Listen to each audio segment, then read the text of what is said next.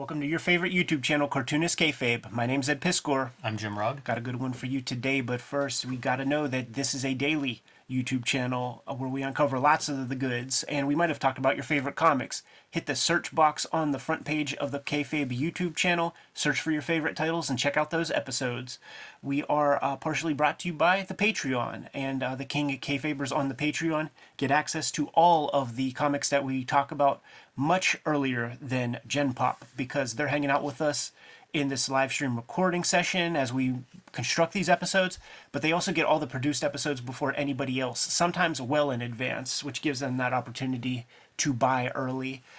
But without further ado, The Mysteries by Bill Watterson and John Kascht, we'll call him. Yeah, not an artist that I know his name. Fantastic artist, and yes. of much respect in the illustration game. Portrait guy, caricaturist, and even has stuff in the National Portrait Galleries. It was mentioned super early in 2023. Bill Watterson is going to be he's got a new piece of work that's coming out, and everybody's like ooh and then it's like, but it's in collaboration with somebody, and everybody's like I don't know about this, man.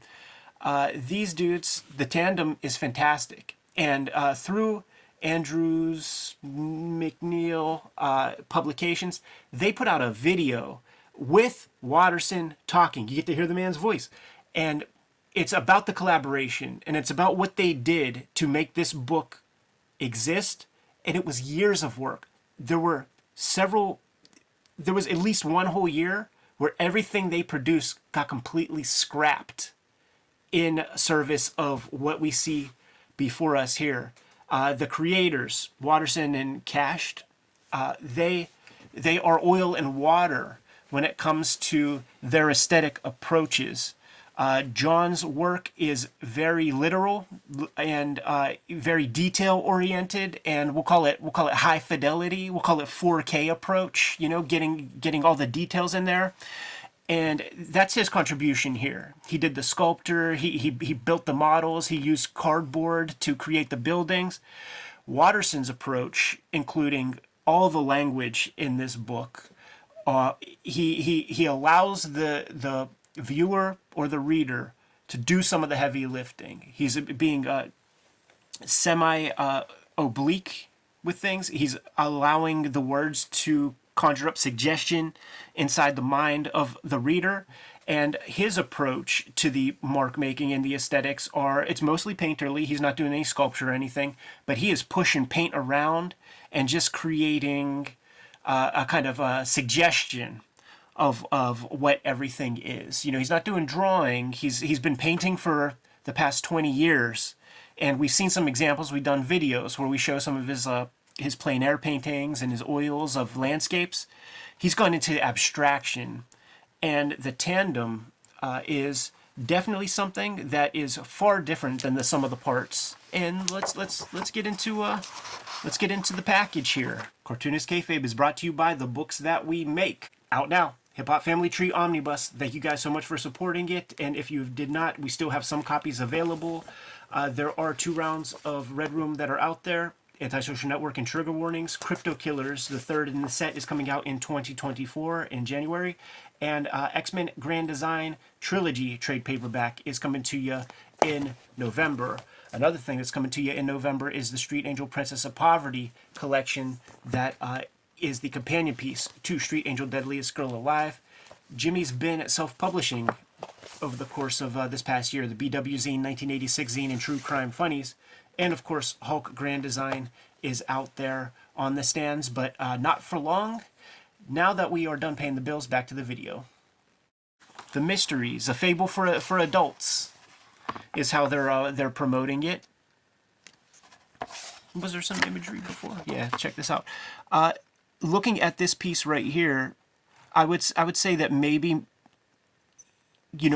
almost all the background stuff that we'll see is probably Watterson's hand. The pure sculpture and the 3D effects, that's John's stuff. It's pretty interesting because the third element would be photographing this stuff together, right? Absolutely. And I feel like there's a lot of interplay there as we go through these images page by page. you know, you guys at home will see what I mean by that, but you know, like there's a good example, right? That looks like a three-dimensional object in front of possibly more three-dimensional objects, possibly a painting backdrop, Right. and this whole book, the imagery kind of has that feeling. Yeah, I think that John's contribution, if we were going to be talking man hours, far exceeds Watterson's contribution because of the high fidelity of his artwork, doing all the sculpture. Yeah, it's so great that they documented their work and their process. There will be sections of that film where you just see John in his yard walking his dog and just sculpting faces, and just he did hundreds of them, sent them off to Watterson. You know, they're choosing which faces work for which characters and things. Wild approach. This almost looks like they're coming in front of it with paint, like painting Right. on the photo and stuff. Right. Very Or bizarre. just photoshopping. I think that if you have wild success and you know you hit the creative lottery, you could do whatever you want. I think that this is important to do. I don't think that this book, if these guys came in cold and approached a publisher, had an agent, I don't know that, you know, there would be any bidding war or anything like that. It'd be kind of I would imagine a tough sell. Mm-hmm. You know, this ain't for little kids necessarily. There's a complexity to it. You never get probably a dozen words on the left-hand page. But what Watterson does with the words is leaves it intentionally abstract to allow your mind to think of a lot of different approaches and a lot of different ideas about what he may be suggesting. You know, you could put a lot of your own spin on the story that they're telling here. And we're only going to take it to a certain spot because it is a brand new book and we don't want to, you know, like spoil it. There's plenty to talk about. Just going through, you know, maybe half of it or so. Real hand in the photo, it looks like. Yeah, maybe. Maybe. If not a very, very gifted sculptor. And honestly, looking at that face, it does look fleshy. You know, Right. so it's not out of the realm of possibility, but maybe a real hand there. Well, I think there's a math formula, Jimmy, and it might be Bill Watterson plus John Kascht equals Dave McKean. It equals Dave McKean's Mr. Punch. It's fascinating, too, to think of, like, the conception of this. Yeah. Like, one of the things, and I've only read this once. Yeah, me too. Shortly before we came on and start recording. So I'm curious to kind of live with this book a little bit. Totally. But my first impression of it is, I think you can look at it with the word and image in a way that's very like comic storytelling. You know, it's very deliberate what he's putting there, and it is this words and pictures per spread.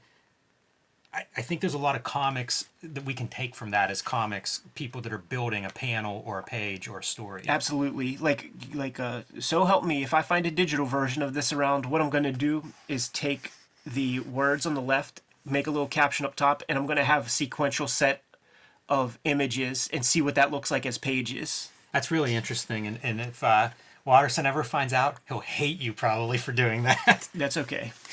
It'll be the cross that I bear. Yes. I mean, like, okay, here's a great image to kind of like spend some time with.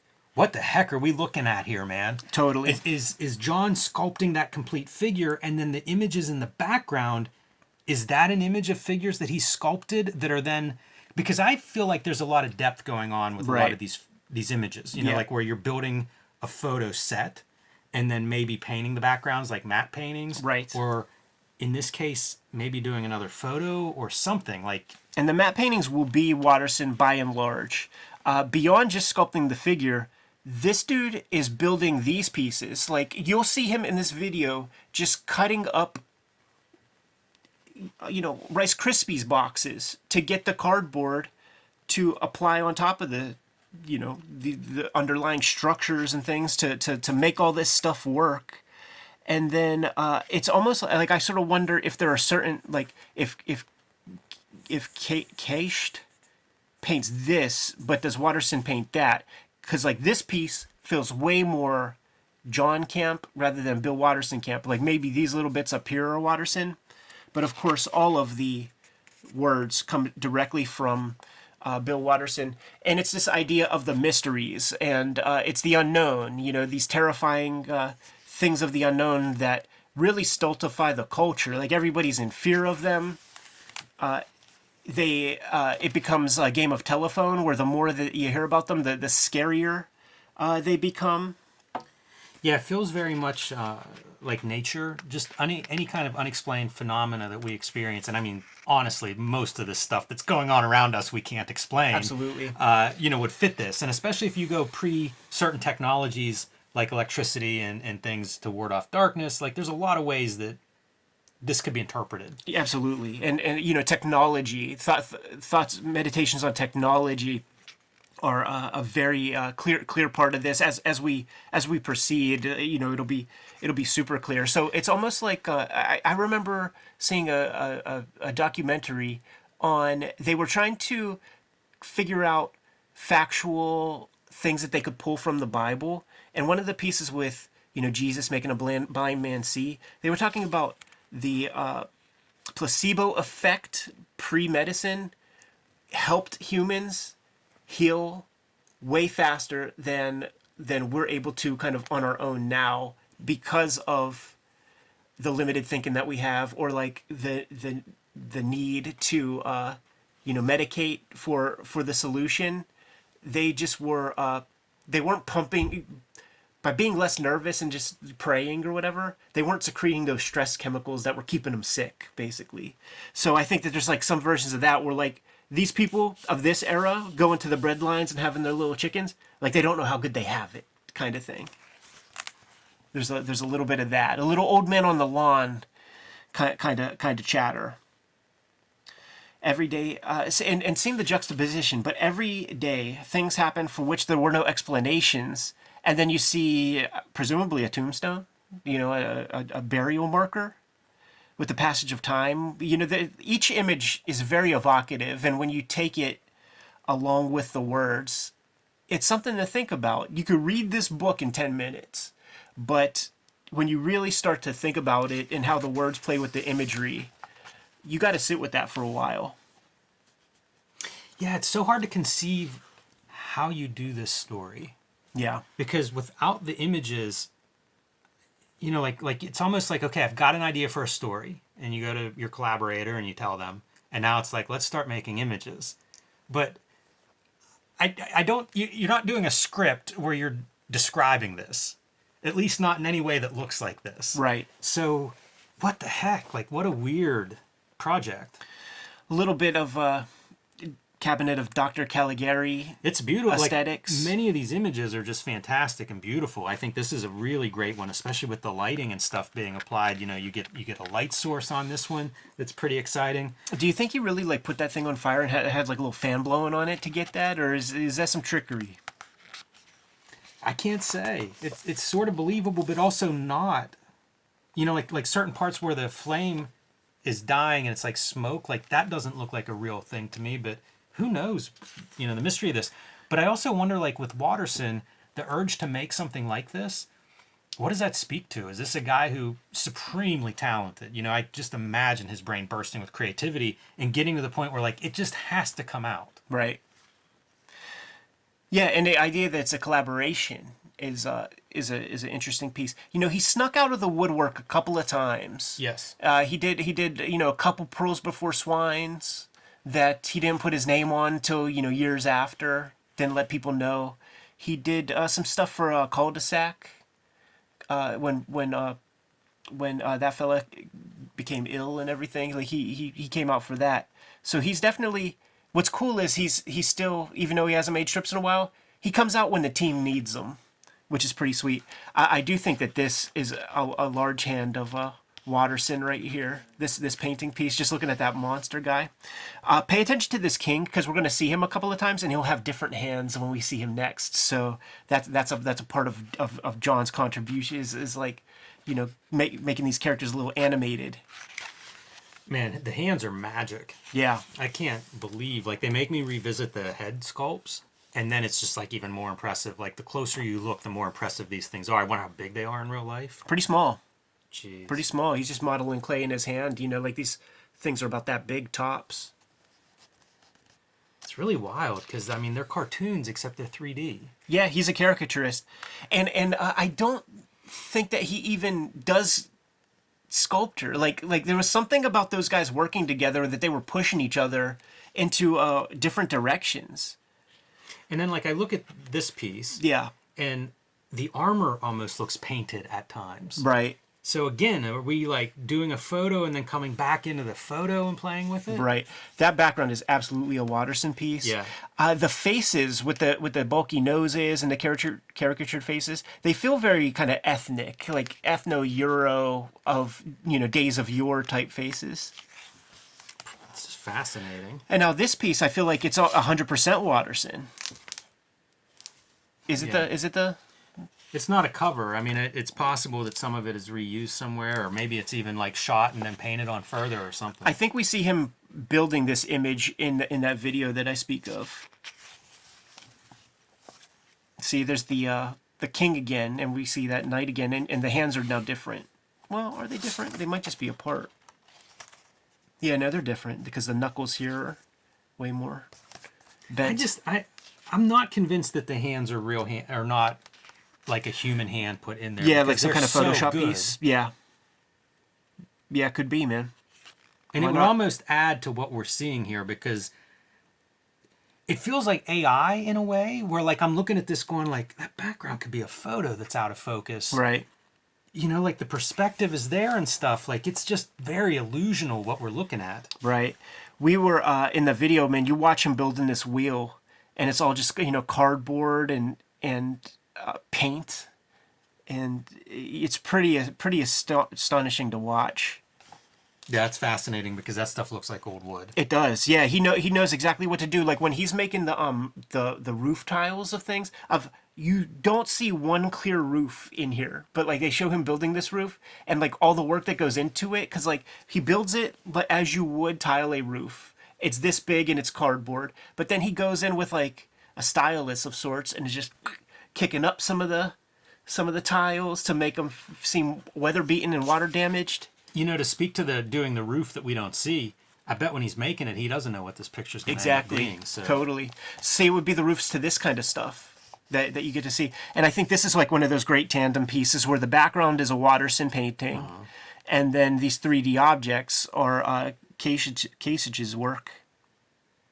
Yeah, it's just bizarre. Like I don't even know how you conceive of doing that as a method for making images throughout this. Yeah, let's do a couple. So sometimes the background is a 3D object that they have out of focus, but then Watterson is doing these out of focus backgrounds. Right. During their collaboration, they both kind of like set up a bunch of rules, and it was like each person had veto power. Nah, this doesn't work. So they were vetoing everything. Like that year that they spent, where you don't get to see the results. It was a year of veto, and from the sound of it, it was mostly Watterson doing the vetoing, because he's very much into the abstract. Like there's this one part of the vid where it shows John putting together like a bird, like with wings and stuff, and then it shows Watterson cutting out paper to create these like origami cranes, basically like 2 or 3 of them, and just putting them, in different orders, and they look like they're flown, but they're a suggestion of a bird rather than this high fidelity, see every feather kind of bird.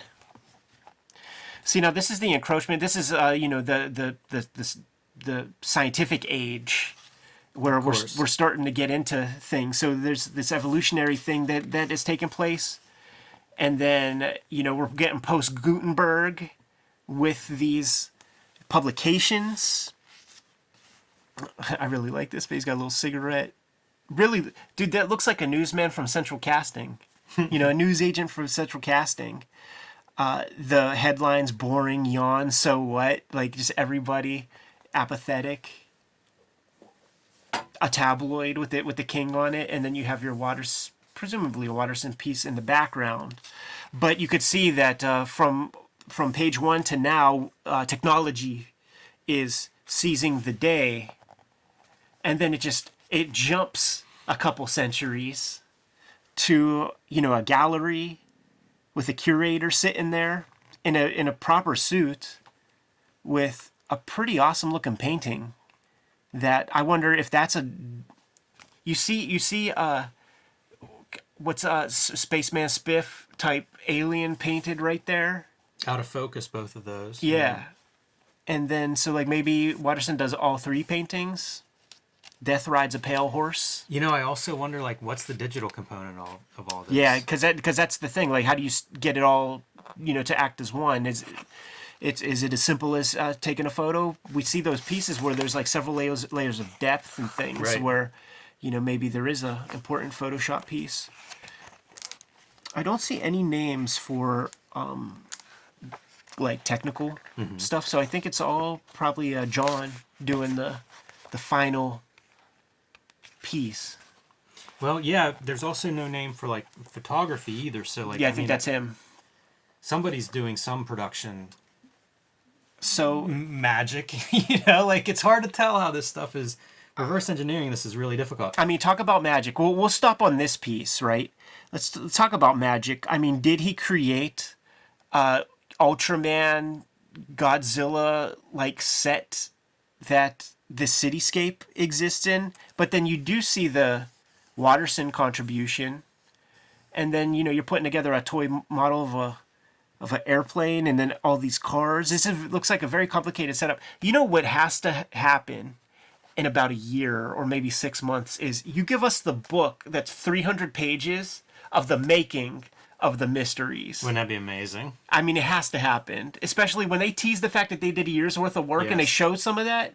Clearly, there's a lot going on. Yeah, there's stuff here that's kind of like, it's impossible to decode. Yeah. Because it looks like the painting is in front of certain cardboard models or something there. Right.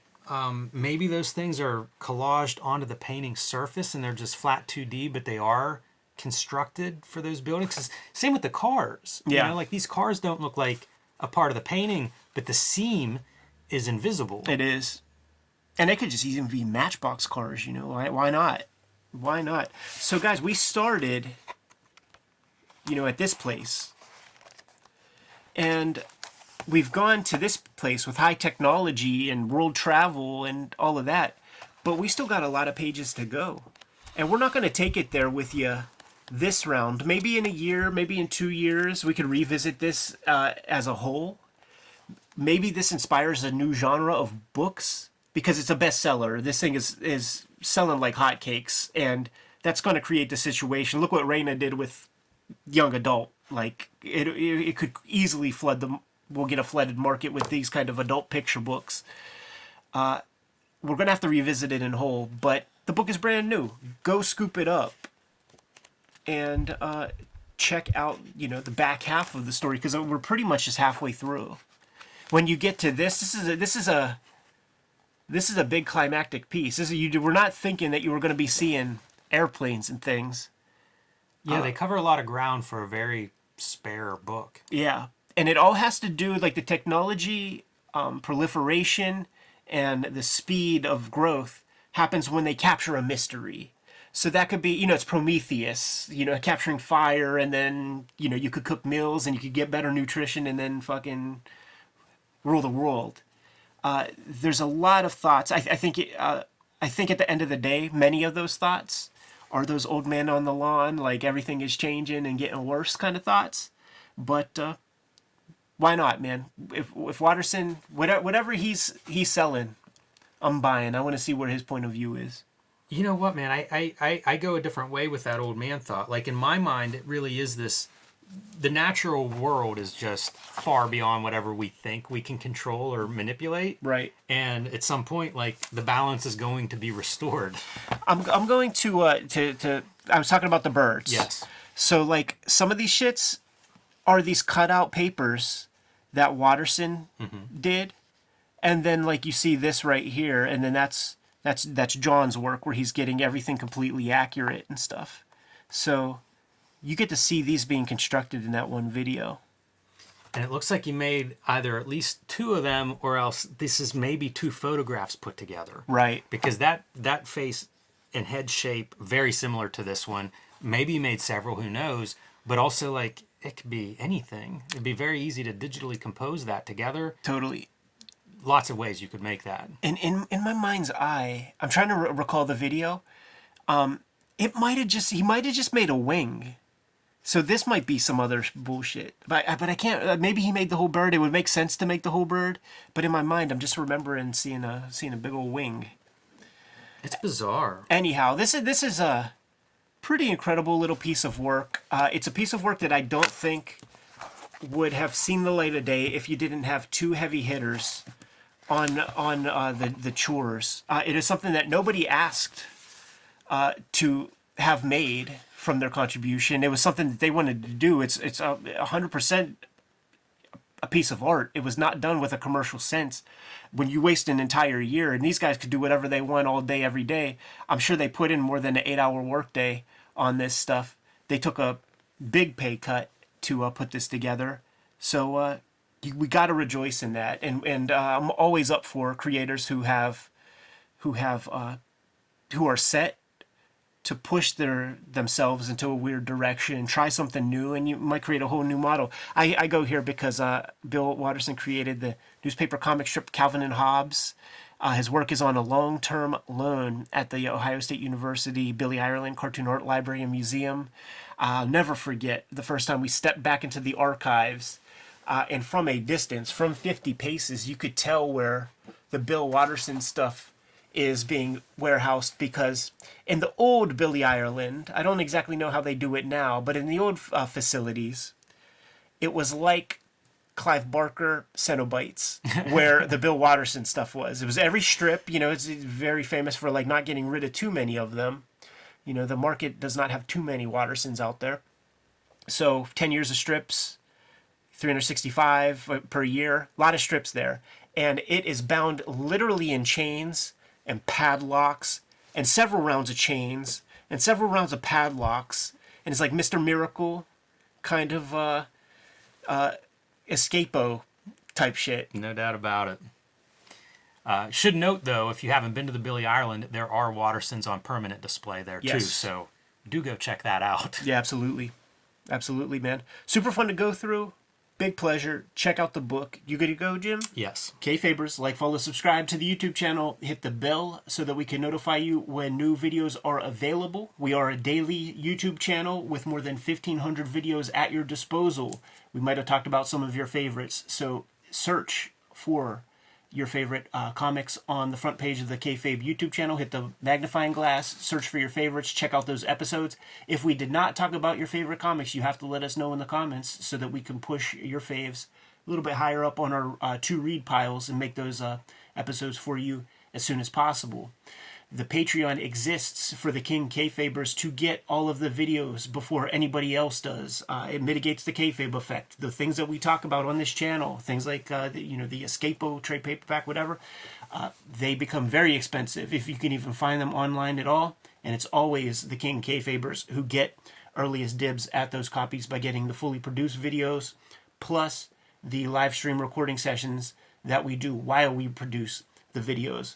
Ultimately, though, the videos are brought to you by the books that we make. Before you is a good smattering of our bibliography, but we make new comics all the time. So, Jimmy, let the people know what you got.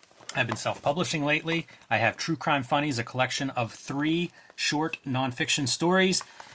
1986 zine is a celebration of the greatest year in comics history, 1986, looking at everything from Dark Knight to Mouse to Teenage Mutant Ninja Turtles and their many ripoffs. And the BW zine, looking at the black and white explosion, self-publishing, and small press books of the 1980s. These are all available right now on my website, jimrugg.com. Coming up in November, I will have a new volume of Street Angel. Street Angel, Princess of Poverty will be out from Image Comics at the end of November. You can pre-order or reserve that one now. It is a companion piece to Street Angel, Deadliest Girl Alive, also available from Image Comics. Together, these 2 books will collect all of my Street Angel comics that I have created so far. And finally, Hulk Grand Design, my contribution to the Grand Design stories, one of the books I'm most proud of making. This thing is out of print at the distro level, which means if it's at your comic shop, scoop it up, because it is going to disappear and be hard to replace. Prices are already going up online for these, so if you haven't added Hulk Grand Design to your collection yet, do that now. The Hip Hop Family Tree Omnibus is out there in full effect. Thank you guys so much for supporting it if you did. And if you have not yet, right at this moment at least, there's some steep discounts online that you could find if you don't have a good comic shop in town. 504 pages with about 140 plus pages of additional material. It's going to serve all customers. The people who read Hip Hop Family Tree in the past, you're getting a lot more material to chew on. And if you've never seen Hip Hop Family Tree before, like, now is the time. Or generating new readership with this latest Hip Hop Family Tree Omnibus. Let's sell it out before 2023 closes out the calendar year. I think that's a noble goal, and we're more than 75% of the way toward that goal. Not the only holiday piece I'm having come out in 2023. There's going to be an X-Men Grand Design Trilogy trade paperback coming to you. It's going to include all of my X-Men Grand Design works in one handy package. It's going to be the size of a comic. It's going to be smaller than the Hip Hop Family Tree size big books, but that is coming to you in November. Red Room has been the focus for the past couple of years. There are 2 trade paperbacks out right now, the Antisocial Network and Trigger Warnings. Third's going to come to you in January. It's called Crypto Killers. And right now I am serializing my daily strip exclusively to my Patreon. It's called Switchblade Shorties. It's going to be coming out January 1st of 2024. But you could get a leg up and check out those comics before they see the light of day to Gen Pop. Plus, I do streams every now and then here on the Kayfabe channel, producing new comic pages and new strips for that series. So thank you guys who have been supporting that. Let's keep that rocking. The books are the absolute most important part of keeping Cartoonist Kayfabe sustainable to the point where Jimmy and I could collaborate and put these videos together. There are, however, some other ways to support the channel. Jimmy, let the people know. Subscribe to the Cartoonist Kayfabe newsletter at the links below this video. You can also find Cartoonist Kayfabe t-shirts, merchandise, hats, stickers, and more at our spread shop. That link is also under this video. All good ways to support the channel. Give them some marching orders, Jimmy, and we'll be on our way. Read more comics.